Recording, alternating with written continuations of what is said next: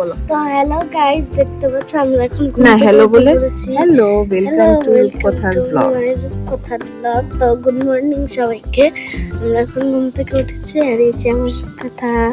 তো আজকে হচ্ছে আমার মামুর বিয়ে। তো কালকে কি ছিল? কালকে গায়ে হলুদ ছিল। হ্যাঁ, ওদেরকে জিজ্ঞাসা করো যে কালকের ব্লগটা দেখেছি কিনা। কালকের ব্লগটা তোমরা দেখেছো? না দেখলে গিয়ে দেখে আসো।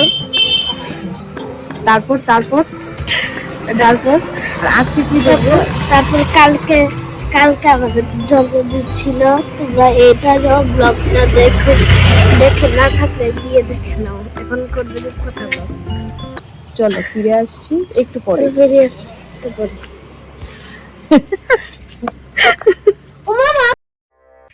সকাল সকাল কি ব্লগটা শুরুতে কেমন লাগলো? বাই দ্য ওয়ে, আমরা কিন্তু সকাল সকাল স্নান করে সবাই রেডি হয়ে বসে পড়লাম ব্রেকফাস্টে। আর ব্রেকফাস্টে কি আছে সেটা হলো লুচি সবজি। আর বাঙালির লুচি, সে তো ব্রেকফাস্ট হোক ডিনার হোক, আমি তো ভাই সব সময় করতে পারি। যাই হোক, সাথে বাঁধাকপিও আছে, মিষ্টিও আছে। আর মিষ্টিটা আমি একদমই খাই না। তো এখানে আমরা ওই যে কালকে বললাম, মাসি ওরা কিন্তু খাওয়া দাওয়ার ব্যবস্থাটা এখানে খুব ভালো করেছে। সবাই যে যেখানেই থাকুক না কেন, খাওয়া দাওয়ার টাইমে কিন্তু সবাই একই জায়গায়। আর এখানে ছেলেরা বসে পড়লো। এখানে রাহুল আছে, দীপ আছে, সাগর আছে। আমি কালকে ঢুকছি পরে গেটে দিয়া আমার কেউ পরিচয় দিতে লাগছে না। হ্যাঁ, কাছে আমার কেউ পরিচয়। এখানে কি নিয়ে কথা হচ্ছে জানো তো? আর আগেই দেখিয়ে দিই, এই জায়গাটা ওই যে কালকের হলুদে দেখলে যেখান থেকে গঙ্গা নিমন্ত্রণ দেওয়া হলো। এইখানে আমি সাগরকে এটাই বলছি যে জানো, যখন আমি বাড়িতে ঢুকেছি আমাকে না কারোর সামনে পরিচয় দিতে হয়নি যে আমি মিসেস সাহা কিংবা সাগরের ওয়াইফ কিংবা অর্পিতা, যেটাই হোক না কেন, সকলে আমাকে ঢুকতে মাত্রই চিনে গেছে। এই রূপকথা এসেছে। মানে এই মাসির সব রিলেটিভস ম্যাক্সিমাম আমার ব্লগ দেখে। সেটা যখন আমি শুনেছি যখন ওদের মুখ থেকে আমি শুনতে পেরেছি নিজে, আমার ভীষণ ভালো লেগেছে। এটাই আমি বলছি। ওকে আরে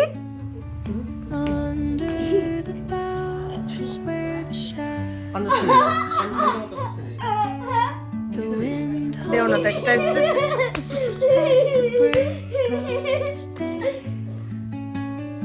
লাগে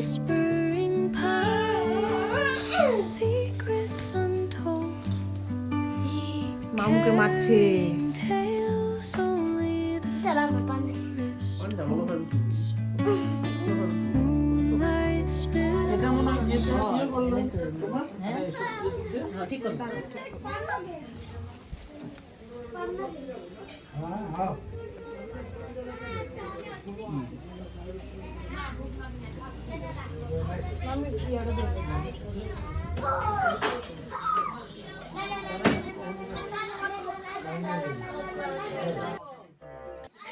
আমার না নিজের সাজ থেকে অন্যকে সাজাতে আমার ভীষণ ভালো লাগে।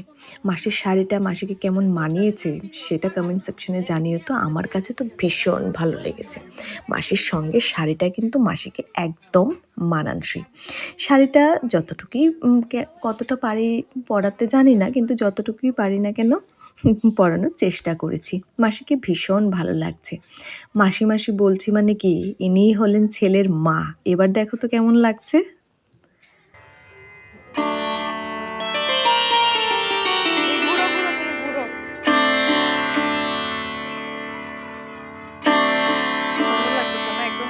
ছেলের মা, শাশুড়ি। ঠিক আছে। এইবার আমরা যাব বিয়ের জল ভরতে। দাঁড়াও, এখানে চর্দি ভাই আমি সবাই একেবারে তৈরি। মা এখানে মিররের সামনে দাঁড়িয়ে একটু নিজেকে দেখে নিচ্ছে। আর ওই যে চুলে ফুলটা লাগানো আছে সেটা আর্টিফিশিয়াল, সেটা আমি মাকে একবার কলকাতা থেকে এনে দিয়েছিলাম। সেই থেকে যে লাগানো শুরু হয়েছে, এখনও কিন্তু চলছে। চলো এবার আমরা সকলে মিলে বেরিয়ে পড়ি জল ভরতে, জল সইতে।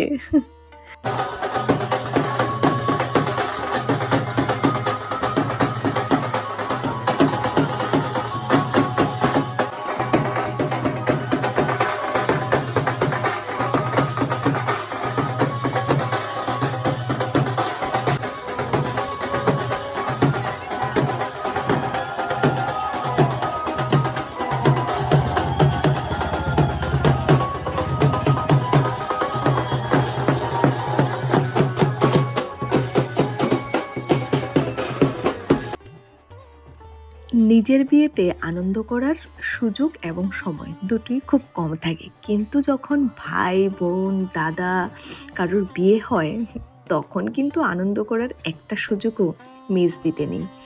তবে আমি আর বাবা আমরা সবটুকু আনন্দ কেড়ে নিতে পারবো না, কারণ আমারও অফিস আছে, ওই জন্য আমরা বিয়ের পরদিন সকালবেলা না, আই থিঙ্ক ট্রেনটা দুপুরবেলাই আমরা বেরিয়ে পড়বো। তো যাই হোক, সেটা হলো পরের কথা। এইখানে দেখো একটু পরেই শুরু হবে নাচানাচি। দাঁড়াও, আগে নিয়মগুলো শেষ হয়ে যাক। এখানে তোমরা কি কি নতুনত্ব দেখছো আমাকে কিন্তু কমেন্ট সেকশনে জানাতে একদমই ভুলবে না। বাই দি ওয়ে, এখানে শুধু আমরা মেয়েরাই আছি, ছেলেরা এখানে নেই।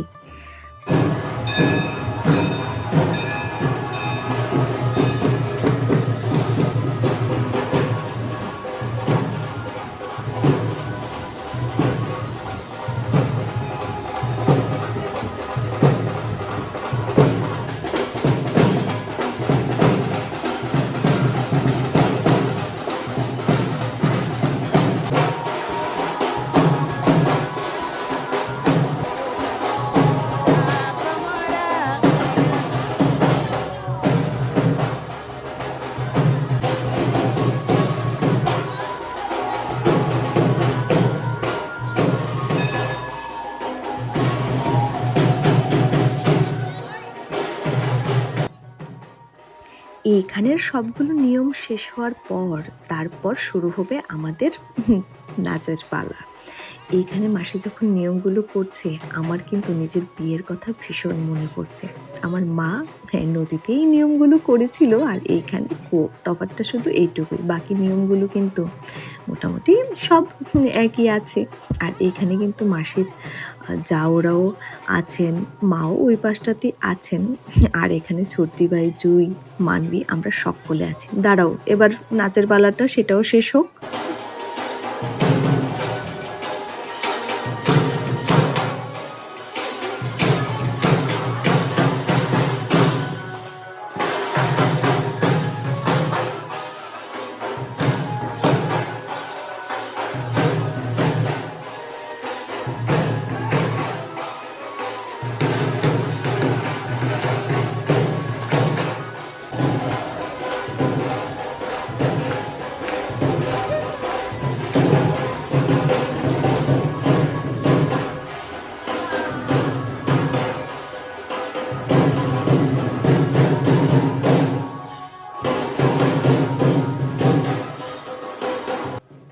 এইখানে কিন্তু আমাদের রূপকথার ফ্যামিলির কিন্তু একটা ক্ষুদে শিশুও আছে, যে রূপকথাকে ভীষণ ভালোবাসে, রূপকথার ব্লগ দেখতে ভালোবাসে। দাঁড়াও, আমি ঠিক নাচ শেষ করার পরেই তোমাদের সঙ্গে আলাপচারিতা করিয়ে দিচ্ছি।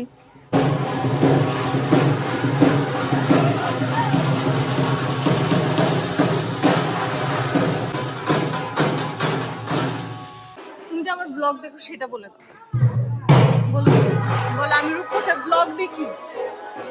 বলো, আমি রূপকথার ব্লগ দেখি। বলো, আমি রোজ রূপকথার ব্লগ দেখি।